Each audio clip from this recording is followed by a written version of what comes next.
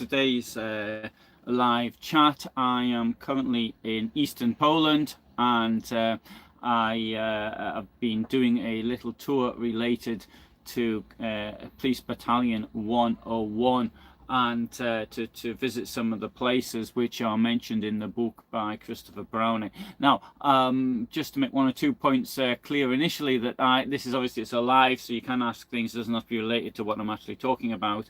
And the second thing is that I'm in my motorhome. I'm in an area where cars are just arriving, so there may be disturbances, noises outside, and it's not unusual for people to play loud music. Oh, I've got a couple of comedians outside racing round. So that's it. So there may be these two disturbances as I actually speak. Now, I also said, I've written here in the title, Police Battalion 101 in Poland, because actually I'm thinking more really in Police Battalion 101 in the Holocaust, because Police Battalion 101 was originally set up in the Police Battalions in general set up in 1936 as to be an assistance to the army, so if you like. So the police battalions operate behind the lines. They do things like collect prisoners, collect bits of equipment that either from both sides which got damaged or abandoned, and this type of thing. They're not there really as police to sort of, if you're reporting on traffic offences or something like that. And also guard duty is a very important part of what they were doing. Now, if anybody was in a police battalion, that would suggest that they were physically fit enough to be in the police, but they weren't physically fit enough to be in the army, and they could be conscripted into the police if they didn't have a reserved occupation. For example, if you were somebody who was really good at working a lathe in a factory or something like that, then you'd probably be put onto doing war work. On the other hand, if you did something like drive around in a motorhome and make videos about history, then you'd probably be conscripted into the army. So it would depend on what you actually did for conscription. I would imagine, although I'm now over the age of conscription, that were I back then in those times, I would be a potential conscript for something like a police battalion, because I'd probably be considered not fit enough for the military, but I would be fit enough, I hope, for this type of thing, despite my age. And what's curious about Police Battalion 101 is, first of all, it's Christopher Browning who wrote this book, Ordinary Men, which I think is, I'm stuck. I don't want to say it was the best, but let's put it this way: it's certainly in the top 10 of books related to the Holocaust. And I'm always unwilling to say what the best of anything is. But first of all, and this is the most important thing, is it is really easy to read.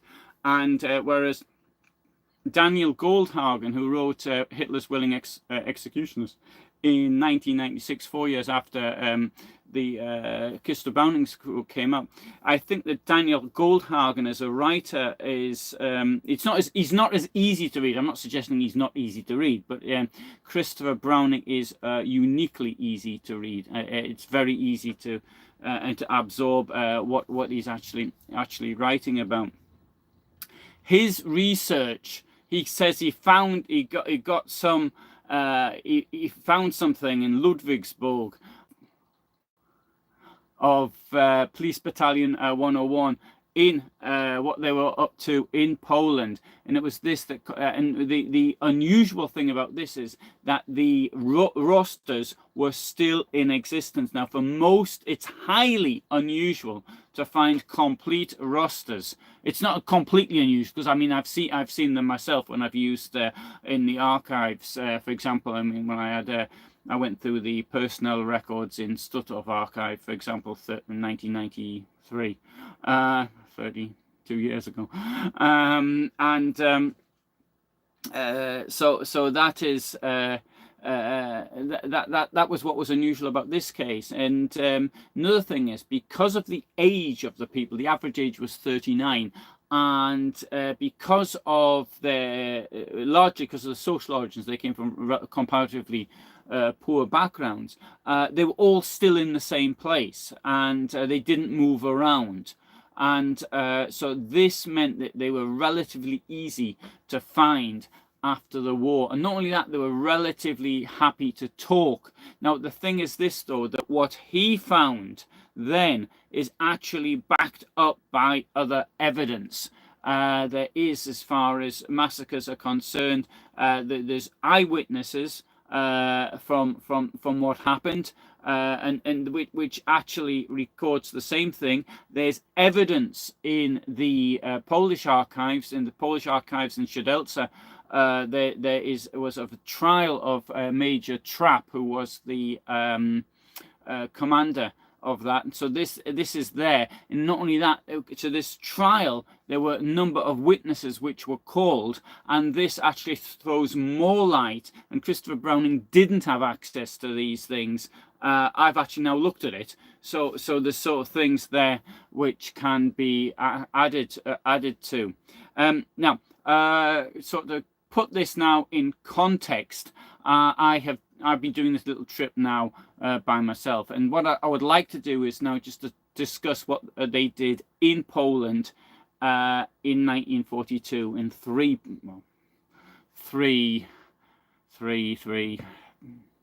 how should I put it, massacres.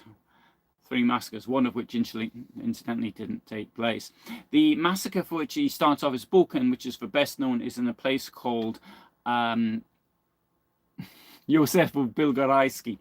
And so the police battalion 101 turned up in Poland. It had already been in Poland. It had been in the, for example, it had been in the Vaterland. It had been, there's a photograph of somebody in a place, a building in Łódź, which I think still exists.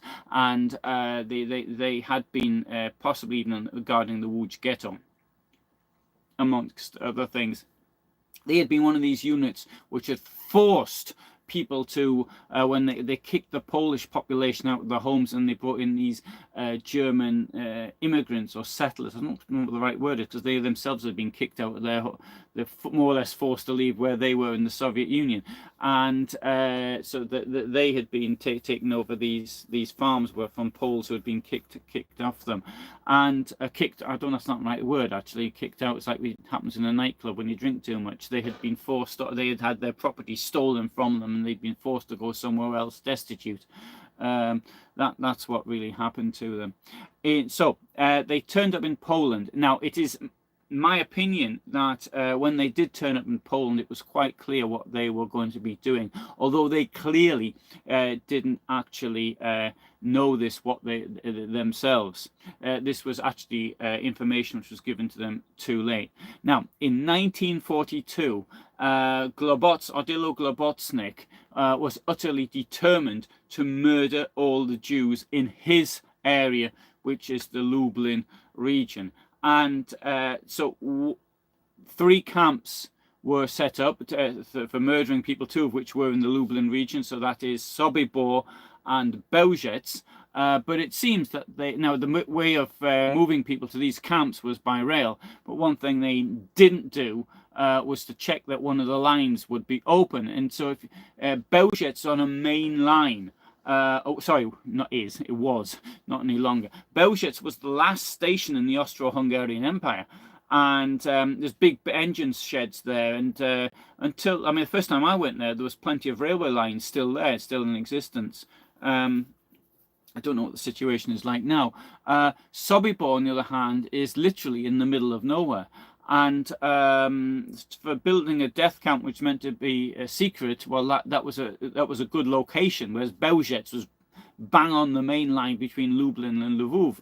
But Sobibor is in the middle of nowhere, and for a very large part of the summer of 1942, there was the only way of taking people there was by road, which effectively meant either on foot or on horse and cart. And so that was, Sobibor was largely not available. And as a means of killing people, Globocnik was impatient about doing this. So the role that was for Police Battalion 101 was for those communities which were possibly too far from a railway line would be murdered by shooting, as the Einsatzgruppen had done or was doing as from in the Soviet Union as from June of 1941. So it was, and as with the Einsatzgruppen, the method of killing was to be decided locally. So they turn up in Poland. They go to initially to a place called Radzin, and then they're sent to Bilgari, further south. And from Bilgari in July of 1942, they go to a place called Józefów, Bilgarajski. And it's there that they murder the Jewish population. And the person in charge, the Major Trapp, he was 52 years old. He was called Papa Trapp. He was said to actually look after his people very well. Actually, in Christopher Browning's book, he comes off possibly even better than reality, because reading some of the reports from the 1948 trial, this is not the same person that I see in Christopher Browning's book. So the people who, the evidence that was given in the 1960s trials, which his book was based on, is different from that as seen, because the information from that was from people who'd served under him. But this was coming from Poles largely, who had and they were extremely negative towards him. I mean, I suppose it's in the circumstances always it's easy to understand something like this. Now, they set off from Bilgari very, very early in the morning. It takes them ages to get to Józefów. When I did it, it took me, I don't know, 20 minutes or something. Oh, I'm exaggerating, maybe half an hour. But I got there and really quite quickly. For them, the roads must have been much worse then, and it was there that Trapp made the offer to the people who didn't want to take, they had to shoot these people. He made a bit of a speech. He said they have to remember the bombing, who started the war, it was the Jews, and they have to shoot these people, but if anybody doesn't want to do it, they don't have to do it. And some of the people stepped out, and during the process of killing these people, some more and more just stepped out and decided they didn't want to do it. Now, I presume at the very beginning, either A, they've got the shock that we're here to kill these people, so that's hard to believe that this is actually going to happen, and that's number one. And number two is the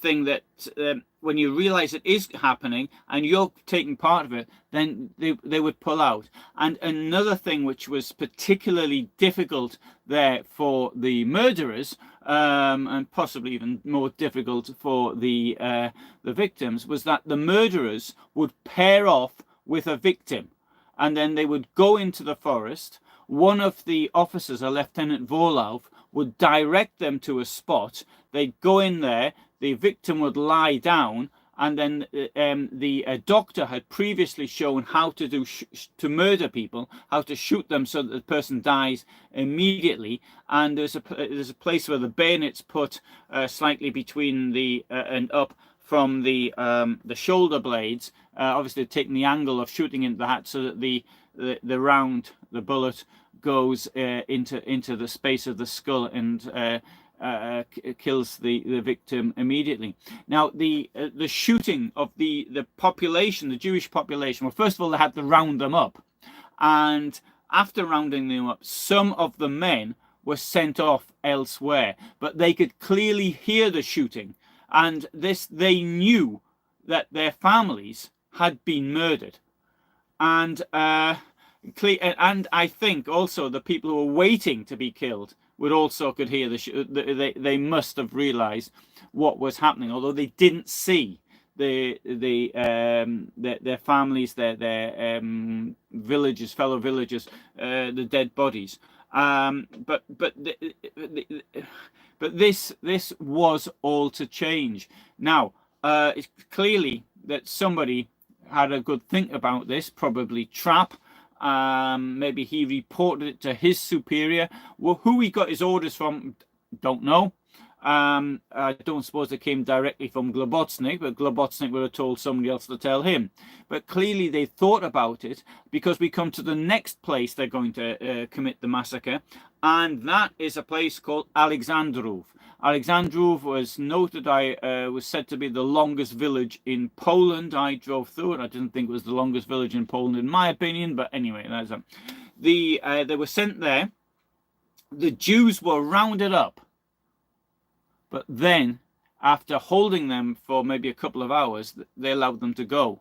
So they got a temporary reprieve. This is the only case I know where an entire town was rounded up. I do know of other cases. I mean, even a friend of mine who's still alive was put into the gas chamber in Majdanek, and then she was released because they didn't have any gas to actually murder her with, and everybody else with her. And she's still alive today. But in this case, it's the only case I know of where there was a whole town of people. So Alexandrów, now the reason they got away was because clearly they'd spoken that we need to have somebody else doing this work. Now, when they have the famous Travniki men, and Travniki men were Soviet prisoners of war, frequently referred to as Ukrainians, but according to my friend Peter Black, who's actually done studies on this, his research, so 36% were Ukrainian, 64% were from somewhere else. What they were almost entirely was Soviet. So, if bearing in mind, of course, that Estonia, Latvia, and Lithuania had been occupied by the Soviet Union in 1940. So if I can call them Soviet, you're looking at something like 99% of them were. There were one or two Poles as well in the Travniki men, but not many. Now, the Travniki men had entirely German officers, entirely. But there was another unit which is called the SS I've forgotten the name. Verband Ducha. It says Verband Ducha. Sorry, this happens to me when I speak without notes sometimes.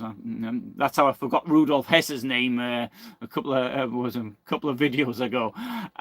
Anyway, and they were people who had been recruited in the Suwałki area, POW camps in the Suwałki area, and they were part of what was called the first SS Russian National Brigade, and they had Soviet, or rather in this case Russian or Belarusian officers. Now we notice something about here. Those were from put in POW camps in the Suwałki areas. That's to say northern Poland, that's fair enough, isn't it?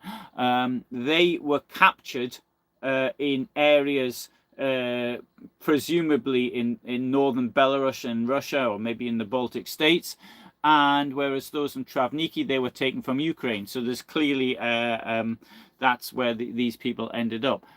So the fact that 36% of the Travniki men were Ukrainian, and I can't remember what it was for Russians actually. I think it was 25, something like that.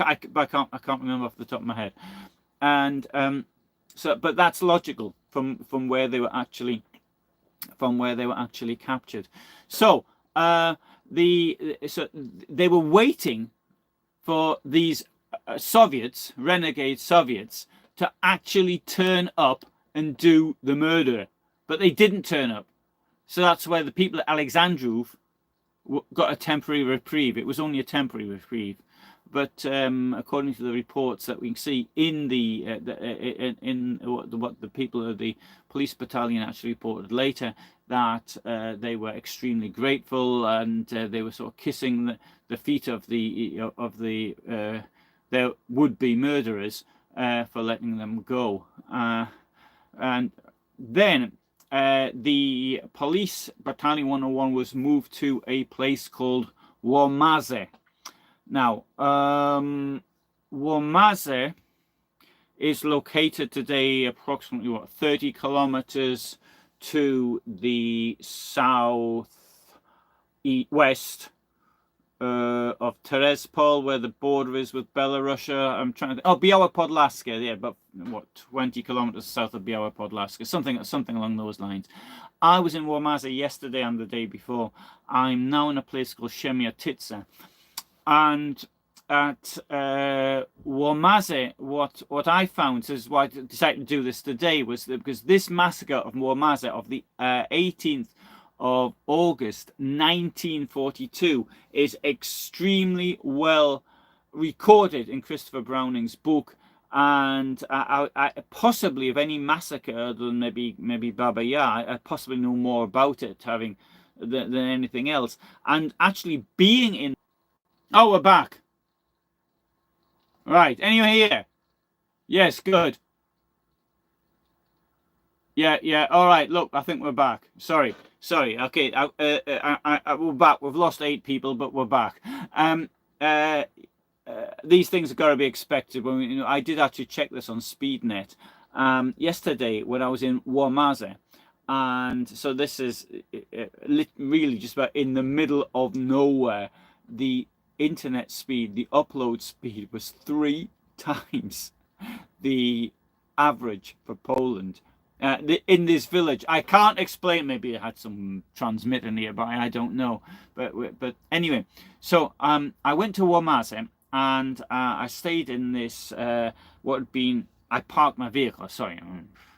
And what had been a former brickworks, and the brickworks had got flooded, I think, and then because it was just too much money to actually try and do up the brickworks, and so they turned it into a sort of recreational area, and it was very nice. So there was fishing people, there was sort of picnic tables and fire pit, and there was even toilets there, and I thought it was really very pleasant place to be. And from there, I went there and I didn't really understand, though. I didn't know where the forest was because the forest wasn't on any of the maps. I knew the name of it, but often it's the case that I can work things out. So I arrive somewhere and I work it out. Here, for example, I'm in Siemiatyce. I have none of the orders to go to a ghetto. I didn't have that here for anything. As far as I'm aware, none of them survived. But I managed to work out where the ghetto was pretty quickly. It wasn't difficult. And it's often the case with doing the research. But in something like this, it was difficult for me until I found there was a lady who gave a description. And from her description of the massacre, I worked out where it was. So it was, and then it turned out it was even on Google Maps. So that should have been the first place. But if you had to make it very big, though. Anyway, so it was very close to where I was. The village itself, like many villages, are sort of along. There's a road, and the villages, all the houses are just on the road. There's nothing behind, nothing in front. And that's often the case. In Łomazy, there's like 3 roads, and that's it. Now, this village had a Jewish majority population, even from well before the Second World War. It was hanging on the 50-50 sort of level. Walking around it today, there were plenty of signs of Jewish houses, so you can sort of tell which ones were and which ones weren't, usually from the design. On that very subject, incidentally, a couple of hours ago, I found a house, a mezuzah, and which is very, very rare. But anyway, I'll talk about that in another video. What happened on that day, the day of the massacre, was that just before dawn, around 4 o'clock, the population was woken up with screams in Russian and in German of people that had to get up, and they had to actually go and report to the school. The school building, school's in the same place as it was then. They had to go to the school field, and the field isn't as big as it was then, because I can tell from the photographs what it's like now and from what it was like in the photographs. And the population was sent there. Now the population probably though would have been aware that something was wrong, because there'd been a number of people murdered by the Nazis in the preceding days. And so I think that it wasn't so much as that they sort of descended upon the town, as so you get the impression in Christopher Browning's book. They were they probably were prepared. As happened in the Warsaw Ghetto, they started murdering people. I think they did this to create more fear. And then when the deportations happened, they thought that this would get more people to actually report for deportations, thinking that maybe if they cooperate, then nothing bad's going to happen to them. In the case of Łomazy, there wasn't really a ghetto, because people were sort of mixed, as they were here in Przemyśl, and they were ordered, it would seem, in the summer of 1942 to start living in certain streets, Jews, so that in this case Jews would have to move in, and the non-Jewish population would have to move out. Łomazy, in the school there, which is quite today's really is big. I mean, seems to be bigger than the school I went to, where there was a lot more people living, and not a tiny village. Maybe they're just bussing them in from all over the place. But anyway, there was a German gendarmerie post there. There was 13 people there, and the person in charge was one Sergeant Becker. They weren't too bothered about guarding the ghetto area, which people could more or less walk in and out. Of course, Jews were not allowed out of the ghetto areas. Then they had to have their distinguishing marks, so wear them, so that they could be seen. And in theory, being found outside the ghetto was a death sentence. And now the thing with these rural communities, even this place here where I'm now, Przemyśl, until the ghetto was set up, people could still have relative access to food. What the Nazis did was there was mass theft. They took Jews were only allowed to have 2,000 zloty. The Nazis could descend on their houses anytime, take what they wanted, steal from them. And so anything of any value had to be well and truly hidden. And it couldn't be kept in a bank or something like that. They had to have it on them at all times. On that day, so they turned up, they gathered all the people. But now they used a lot of violence to do so. And this was even more the case when we look at when they actually cleared the ghetto in Międzyrzec, which is nearby. They used an incredible amount of violence. Christopher Browning points out that the number of deaths which occurred in rounding up people in the Warsaw Ghetto was approximately 2%, whereas in Międzyrzec it was 9%. And in Międzyrzec later, the people who were doing it was Police Battalion 101, together with the SS Verband Ducha. And so this is the situation. Now they gathered all the people, and they had to wait and wait and wait and wait. One moment, they took a group of between 20 and 40 men. They could put them on lorries. They were taken to a forest, which is approximately 2.5 kilometers from where the school is, something like that. And then they got them to dig pits. They dug 3 pits. And the problem was with digging these pits was that the water level the water was very low. The water level's high, sorry. So they hit water quite quickly. And even in one of the pictures, that they took photographs of this. So we've got photographs of people waiting on the sports field. We've got photographs of people digging these pits. And you can see there's water in the pit. And after a while, what they did was to bring the population, they were forced to walk. from somewhere they found a rope, and so that they were people carrying a rope. So there's on the outside, and so two ropes. I don't know if this is making clear. So you might have sort of people like their size. So there's 8 people there, for example, walking in one direction. So the people on the outside, this one and this one, are both carrying a rope, so the people are contained within it. But this only held people up, and the people at the back couldn't really move at all, and they were subject of either being hit with a great deal of violence or even being shot. Now, the people who were taken into groups to a place which was so this 2.5 kilometer walk, and I walked it yesterday. And it was a really nice day yesterday. It was a really nice day, like the day that they were murdered. And on the way there, I saw we had it was like a really, in a way, for me, it was like an idyllic day. I saw that there were storks. I saw yellow wagtails. I saw skylarks. I saw a deer. I saw a hare, and another wildlife as well. But they're the ones that stood out. I saw these things. I saw maybe the life that would go on. Didn't go on for them.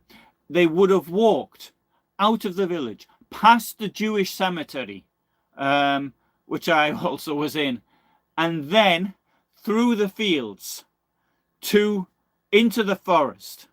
And approximately 1 kilometer into the, no, maybe even less, 800 meters into the forest, they were told to remove their clothes, and then they were taken to the pits. But the thing was this: the person in charge was one Lieutenant Grenada. Now, I am really bad at recognizing photographs.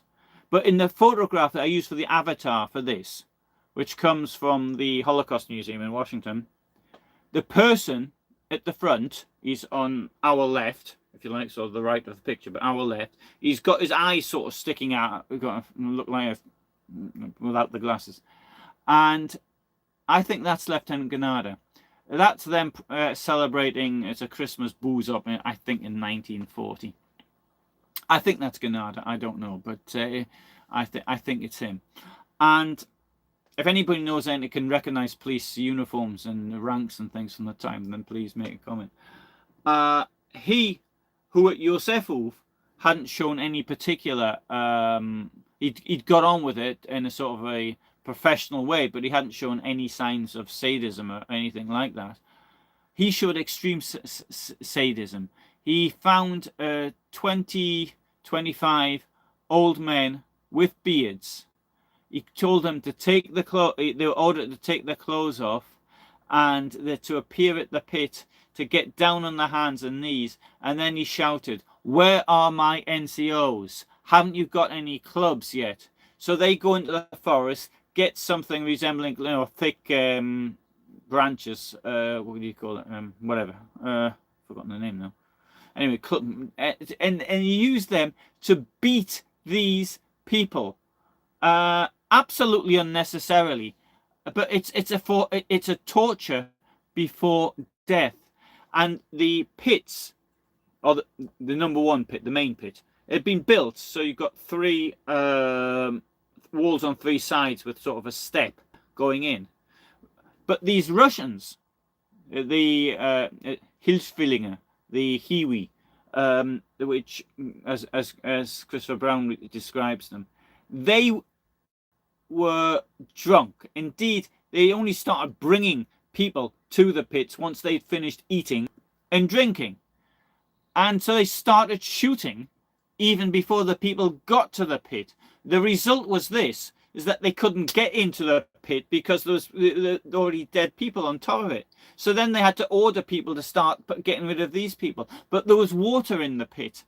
And so they were trying to force people to lie down and shooting sort of blindly. They were so drunk. There was even a case where one of the Germans was hit by probably a ricocheted round, because it wasn't enough to do him any serious damage, but he was taken away. And not only that, the water inside the pit was rising. So you've got the bodies coming up, and they're trying to get more people into the pit to lie down to in it, or by the side of it, and for themselves, so they can see what's in the pit, they can see what's happening, they can see their friends, their relatives, their neighbours, and then they're shooting. But they're shooting so badly, they're doing it wrongly. And not only that, that when there's children which are being held by the mothers, the children aren't being shot at all. And so what clearly happened was that many of these people didn't die of gunshot wounds. They died a slow death of suffocation, and possibly also when the grave itself was actually covered. And the this went on all day. The following day, they found another 30 or so people, which they murdered. Now, the work of people have been dug, the bits were kept until last. They had to cover them, and then themselves were murdered. One person managed to escape. He ran up. He got out. He ran away, and he survived the war. There was another person who actually did escape, but he must have got confused, and he ran straight into one of the Germans, who actually recaptured him and took him back. But the massacre itself is pretty horrendous on what actually happened. Actually, I just really wanted to talk about these three here, because it just as I was in Łomazy yesterday, I found it quite emotional, actually. So I filmed it. I did a video which is available for those who've got the channel membership, which you can see, and I'll upload documentary style videos and others later. But of all of these places I've been to, I found that by far the most emotional, and really I have been to quite a lot. There are things. I mean, there's things all the time which never cease to shock and astound me relating to the Holocaust. Today, I was looking at a building, and I was thinking to myself that when this was the ghetto, there would have been 90 to 100 people living in that ghetto. Now, in this case here in Przemyatycz, there was between, it depends because there's a number of records, but it's between 90 square centimeters and 110 square, 1 meter 10 square centimeters per person of livable space. So, for example, in this vehicle where I am now, which is about 14 square meters, so you'd have 14 people living in this vehicle. And your descriptions you get of the people packed into bunks, and effectively they're just waiting to die of starvation or disease. And it's not a surprise that these diseases spread so quickly in the ghettos. In the area, in these places like Łomazy, the starvation wasn't so much of an issue, because it was out in the countryside. On this trip, I'll just sort of say one or two other things where I went to. So the first place, I was in Warsaw, then I drove to Garwolin, and from there I was in a place called Stoczek Łukowski. There was again, it was largely, it had a Jewish majority population in the cemetery. In fact, I've already uploaded the video from the cemetery there. There's hardly anything there to see now. And from there I went to in the forest nearby. There are partisan. There was a number of partisan operating there from the Army Krajowa, the Home Army, and the Narodowe Siły Zbrojne, the National Armed Forces. And from there I went to Łuków. Łuków, there was I would have to say, a major ghetto. There was lots. It was one that survived till very late, and but I mean that was really tiny. In Międzyrzec, despite the fact that there was some 20,000 people in that ghetto. There are photographs again of the Police Battalion 101 sending people from there to Treblinka. And it was Międzyrzec was a sort of a transit ghetto, which was they would empty it out and then fill it up with people from other villages and communities. So they held it was a place where people were held before being sent to Treblinka. I mean, really horrific stories we get of people like Grenada and others. What that they did there. Międzyrzec was some 80% Jewish before the war. I went to the cemetery there, and it was completely overgrown. I got quite depressed about it when I actually saw it.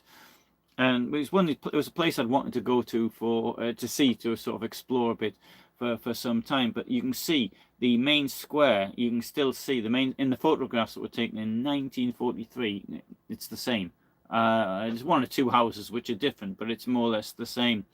And from Międzyrzec, I was in Łomazy, which also it's not really that you can't really in Łomazy you can't really recognize the buildings in the photographs that were taken there by the Nazis. So that's what I'm doing, and now I'm in a place called Przemiatyce.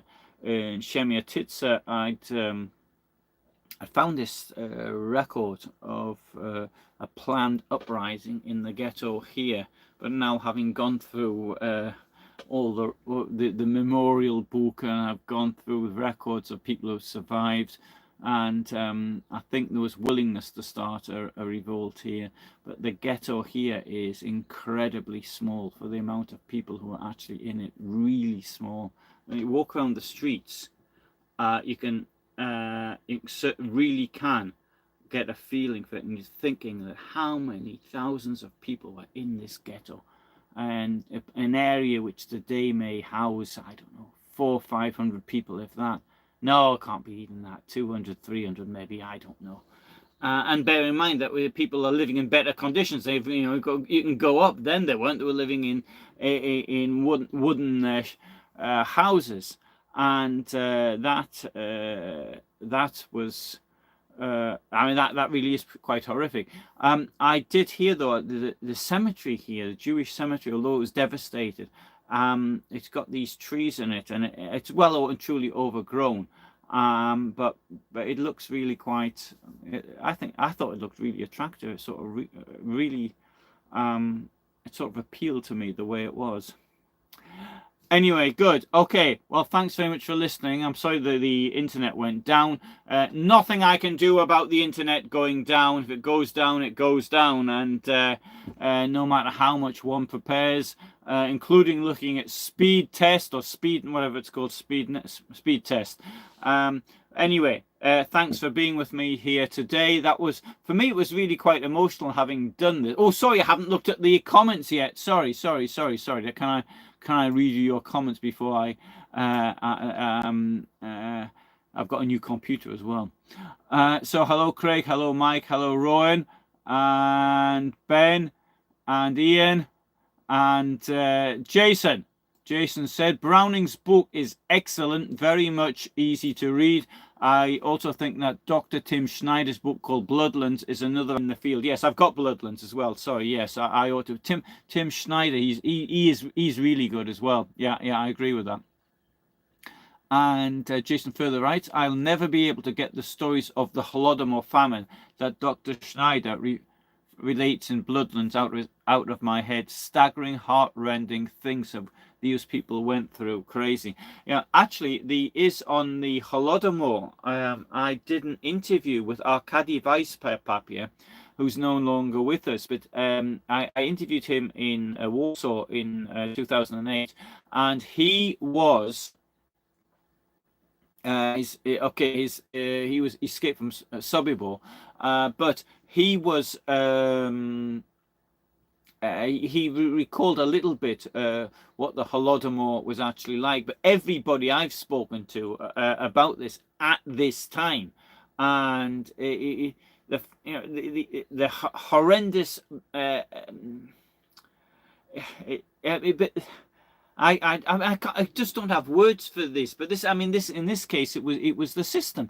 It was a I've got this thing about conspiracy theories, but Hitler's conspiracy theory that the Jews are responsible, and Stalin's was that these peasants who are capitalists, because they're denying the food to the cities, therefore the cities have to come to the countryside and help themselves. The absurd argument about this is the following: if they come to the countryside and help themselves and take all the food, where's the food going to come from for the next year? They didn't think of that one. And not only, another thing they didn't think of, the peasants need things like tractors and hoes and other bits of equipment which are supplied by the cities for the for agriculture. If they're not getting these things, the plows and their scythes and their rakes and their whatever else they need, they can't produce the stuff as well. Oh, fertilizer, there's a good one. Yeah, this is what happened in Germany in the First World War. There wasn't enough fertilizer, so there was starvation. This is where communism completely fails. It cannot understand. Somebody's planning this, but not mainly these people are party operatives. They don't know anything about economics and how economies work. All thing they know about is a bit about Lenin and Stalin and this type of nonsense. So this is the problem. They cannot supply for the farmers what they need to produce the food.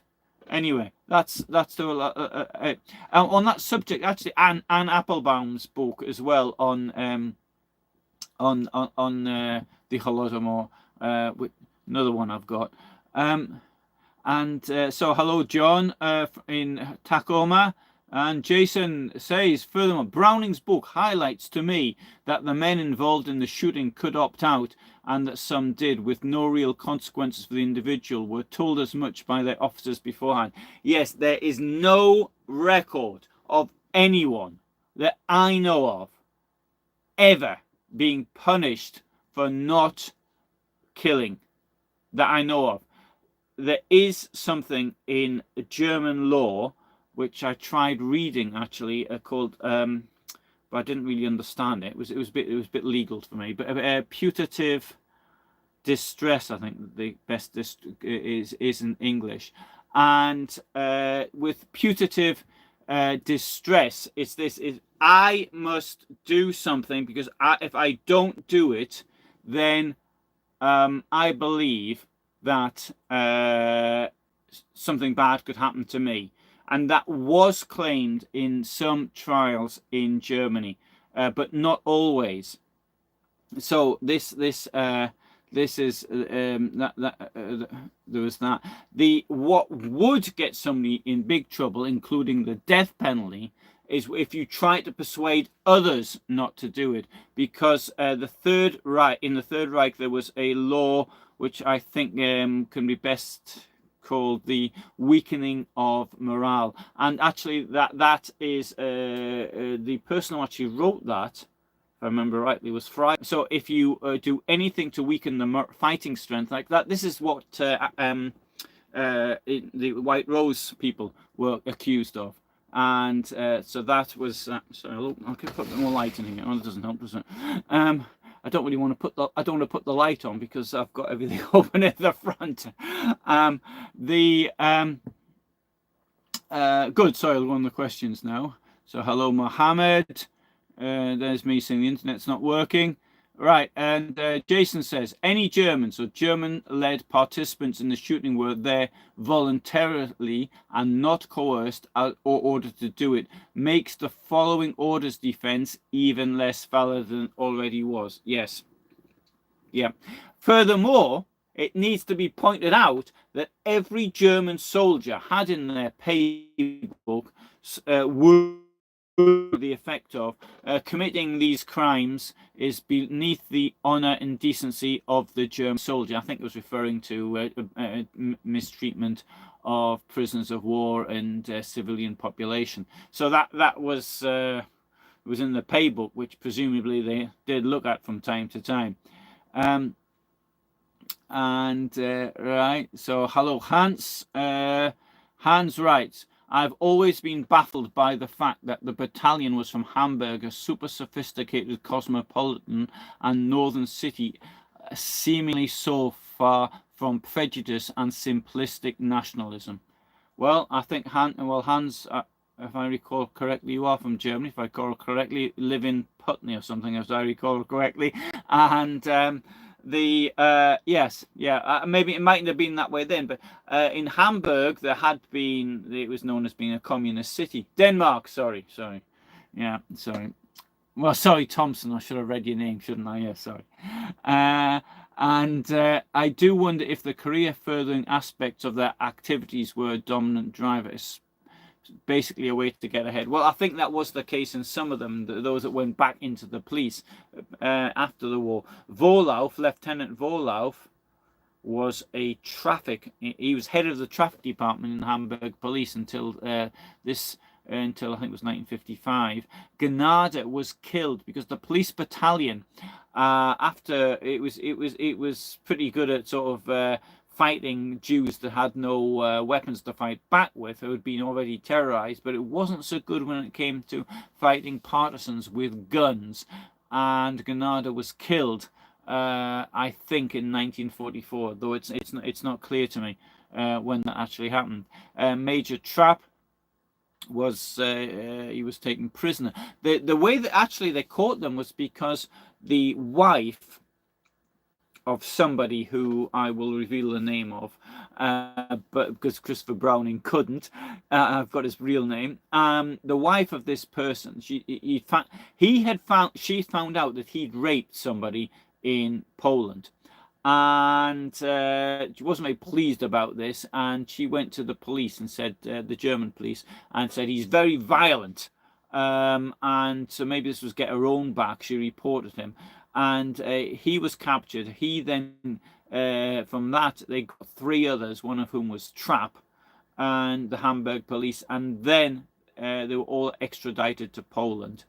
And so that's how, and that happened in 1946, 47, 48 was the trial.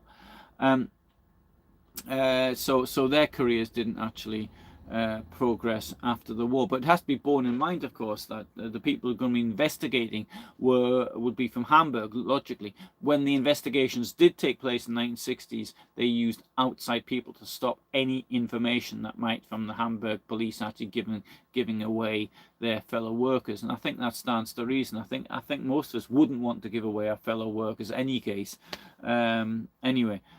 Charles writes, Charles, sorry, I'm using a French, writes, Browning's book is very good, I enjoyed it, tough topic, but it needs to be pointed out.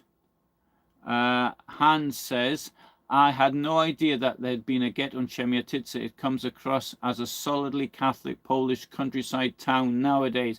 Well, it is, yes, there's crosses all over the place, and there's a big church. I had a bit of a walk around today when the rain stopped, and yeah. Mohammed says thanks. It was informative historical courage. Good luck. Thank you. Ian says thanks. Oh, sorry. This is because I started closing it down. They didn't know it hadn't. And Occidental writes, Poland should never have started the war with Germany in August 1939. They only lasted 17 days. Yes, that's right. So Poland shouldn't have allowed itself to have been, shouldn't have started the war by allowing itself to be attacked by Nazi Germany. Yeah, well, that's, yeah, no comment here. Eva says hello. Yes, hello, Eva. And good.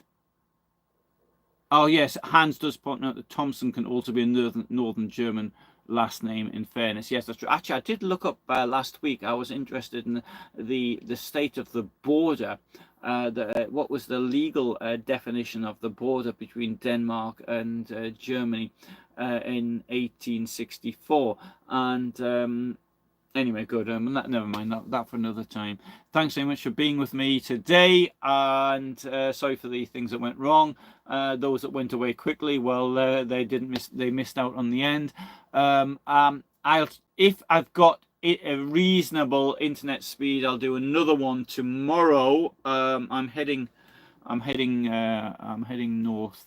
I'm heading north now, so I'll see. I don't know if I can do it or not. I'll have to see if I've got a nice place around about 6 o'clock tomorrow. Okay, thanks for being here. Thanks, and bye for now. Thanks, Hans, and everyone else who stayed to the end. Thank you. Bye for now. Bye.